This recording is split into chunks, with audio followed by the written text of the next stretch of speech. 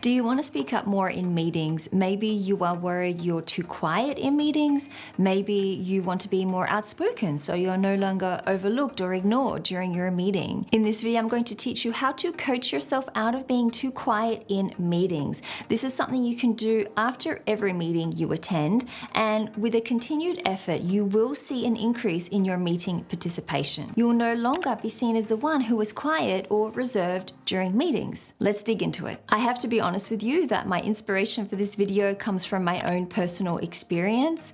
I am a very quiet person, a very modest person, and quite often during meetings or group situations, I can be spoken over. People can interrupt me, or I can leave the conversation having said nothing at all. So going into this video, I want you to know that you are not alone if you experience this feeling of being too quiet during meetings or people speaking over you or not getting enough talking space. I want you to know that you are not alone. Many people do experience this. Over the years, I've learned strategies in how to help me cope with my quiet nature during group situations or meetings. And the result of these strategies is that people quite often come up to me and say, "You look so confident during the meeting."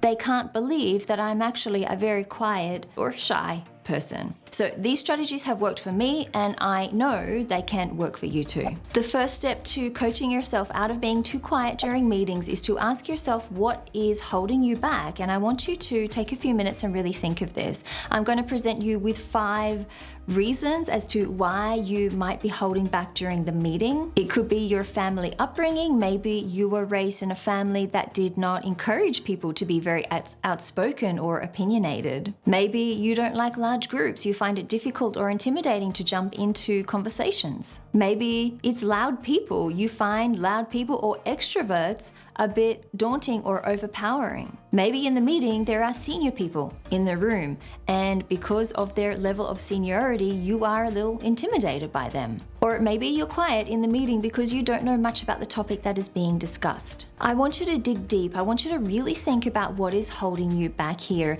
You need to identify the trigger that is causing you to not speak up during meetings or to not be as vocal or communicate as much as you want during that meeting. I want you to really identify the trigger, because this is what we do with coaching. Once you have identified the trigger, then you can actually start to work through it and overcome it. For me, my trigger is large groups. I find large groups where there's lots of people talking all at the same time can be very chaotic, and I find it very difficult to jump into a conversation and just start talking, especially when people try to talk over you and then take away the talking space. So for me, what is difficult is when I'm in a large group, and this is usually when I'm the most quiet in a group or a meeting situation. Now, knowing that this is a struggle for me and this is a challenge for me, before I go into a group conversation or a meeting, something that is important, I make sure that I am focusing on putting myself in the conversation. So I fight against my instincts to want to fade into the background and blend in and not say anything at all. I fight those instincts and I purposely put myself in the conversation. This does take practice. It does take courage. It will definitely require you to change your style of communication, to do something that you are not normally going to do, that you're not used to doing. So it will feel awkward and it might feel a bit daunting for you. But if you have that desire to be heard, to participate in a group conversation, to no longer be overlooked or ignored during group situations, conversations, or meetings, then it's definitely something that you can try to do. The strategies I share with you in this video right here will definitely help you out with that. But before we go into the next coaching question, if you like what you've learned so far in this video, there are 2 things you can do to help my channel. Hit the like button below this video and subscribe to my channel. Every week I release videos on leadership to help you on your leadership journey, and I would be honored to share those videos with you. Now let's move on to the rest of this video. So the second question you need to ask yourself is, do you understand the topic or the question being discussed during the meeting? So sometimes you might hold back simply because you don't understand what is being discussed. In this situation, it's completely normal that you don't speak up, because if if you don't understand what is being discussed, then how can you know what to say? If this is something that holds you back during meetings, there are two things that you need to do. The first thing is you need to express that you don't understand what is being discussed, or you don't understand the question that is being asked. The second thing that you need to do is to start by asking clarifying questions. So let me talk about both of those points now. The first one, expressing that you don't understand what is going on. This is not something that you should be ashamed of doing. A lot of people refrain from saying that they don't understand what everyone is talking about for fear that they'll be seen as incompetent. But as I've talked about in a previous YouTube video, leaders aren't expected to know everything. There will be times when you simply don't know, when you simply don't understand, and there is no shame in expressing that you don't know what is going on. The worst thing you can do is to pretend that you know what is going on when you don't, to pretend that you know everything when clearly you don't. Leaders must have a learning mindset, you must have a curious mindset, you must be okay with saying when you don't know something. Don't see this as a failure. The second thing you need to do is to start clarifying, and you do this by asking a clarifying question to somebody in the group. The simple act of asking a question to clarify what people are talking about or what somebody means will actually put you in the conversation. This is a really helpful communication strategy that will be very useful for you if you find it hard to speak up in meetings. Saying something like, "Could you clarify what you mean by that?"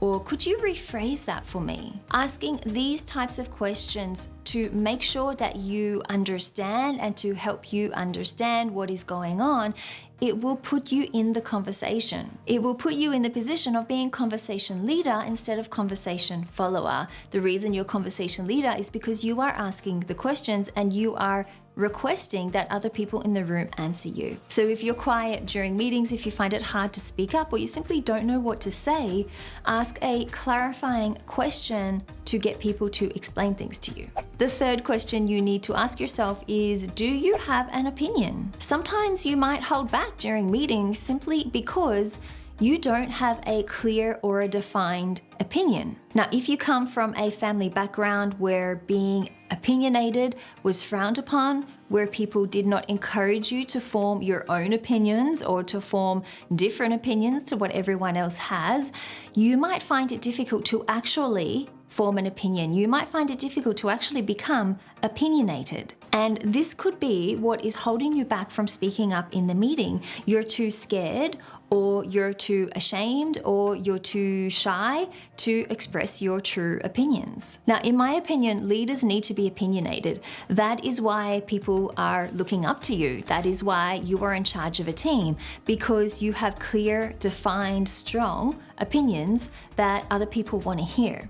So if being opinionated or having an opinion is something that you're not used to, then it's definitely something that you need to work on. I find that there is a negative image associated with being opinionated, and that's why a lot of people hold back from being opinionated or having a different opinion to other people in the room.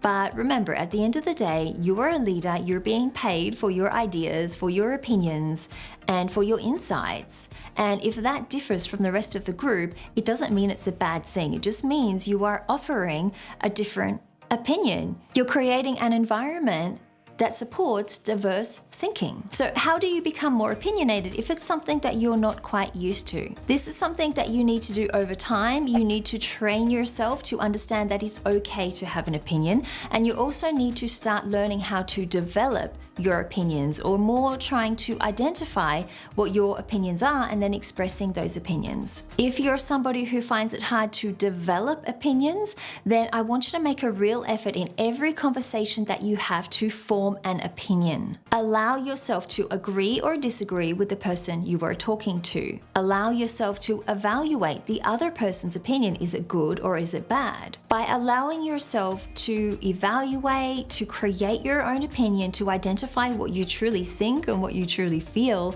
this over time will help you to develop your own opinions when you need to. But you could be in the category of people who actually do have an opinion, but you don't share them for fear that people will disagree with you or there might be some kind of confrontation. If that sounds like you, then you need to train yourself to understand that people want to hear your opinion. You are a leader, you are expected to have an opinion, you need to have an opinion to stand out in your team or in your company. Opinions aren't right or wrong, they're simply opinions. Everyone is entitled to their own opinion. So you need to change your mindset towards opinions and understand that there is no right or wrong opinion. If you believe one thing, if you say one thing, it doesn't mean you're right, it doesn't mean you're wrong. You should have the courage and the confidence to share your opinion with other people and to begin a discussion. If becoming more opinionated is something you want to work on, then my Assertive Communication Skills Masterclass will definitely help you out. It's all about helping you develop the skills so you can communicate more assertively with other people at work or even in your personal life. And there are some tools in there that will definitely help you become more opinionated. So check it out. I'll put the link in the description below. The fourth question you need to ask yourself is, do people speak over you? Do people interrupt you? And is that why you remain quiet in the meeting? Maybe it's happened so often that you have ended up telling yourself, well, there's no point in you saying anything anyway because people are just going to interrupt you. I get it. It can be really frustrating when people interrupt you, especially when it happens all of the time. It makes you feel that people don't care what you have to say. It makes you feel non-existent in a way. But you need to remember that when people interrupt you, it's not a personal attack. They're not doing it to you. It might feel like they're doing it to you, but they're actually not intentionally doing it to you. Their focus is not on you. Their focus is on themselves. They only care about getting the talking space for themselves. They only care about saying what they have to say or what they want to say. And if that is the case, then you need to stop focusing on other people, the other people who interrupt you, and instead you need to start focusing on yourself. You need to stop people from interrupting you and actually claim your talking space. You have a right to speak in the meeting. What you have to say is important. Other people do want to hear it. When someone starts to interrupt you, when you are starting to speak during a meeting, then say something like this. Actually, I've already started to share my thoughts on this issue, Bradley. Or, Bradley, I was already sharing my perspective on this issue, so I'll finish what I have to say, then I'll loop back to you when I'm done. These are a couple of really polite ways that you can claim your talking space and stop people talking over you during the meeting. Yes, it takes courage. It might be a little bit daunting, especially when you're doing it for the very first time. You will be required to be assertive in your communication style. But remember, you are a leader. These things are expected of you. And at the end of the day, people want to know what you think. The fifth question you need to ask yourself is, do you put unnecessary pressure on yourself? So sometimes you might tell yourself, well, everyone else in the room has said something, I need to say something as well. Or you might say, well, I was invited to this meeting. People are expecting me to say something. I can't leave without saying anything. Or I need to sound really intelligent with what I say, otherwise people will think I'm incompetent. All of these things that you might tell yourself, it's negative self-talk. And the only thing it's going to do is to erode your confidence from speaking up during the meeting. It's going to distract you from focusing on what really matters, which is the conversation at hand. It's going to distract you or prevent you from forming your own opinion when you want to. If you are spending the whole meeting thinking to yourself, what am I going to say? What should I say? I haven't said anything yet. What are people thinking of me? Then you're focusing on the wrong thing. You're focusing on yourself, when really you should be focusing on the other people in the room, or more, the conversation that is going on. I guarantee if you shift your focus, your ideas will come flooding in and you will be able to speak up confidently and with clarity during that meeting. I understand that confident communication is an important topic for many emerging leaders, so I will link to some other resources in the description below, some other YouTube videos that you will definitely find helpful. If you enjoyed this video, please hit the like button below this video, subscribe to my channel. Thank you so much for watching, and I will see you in the next video.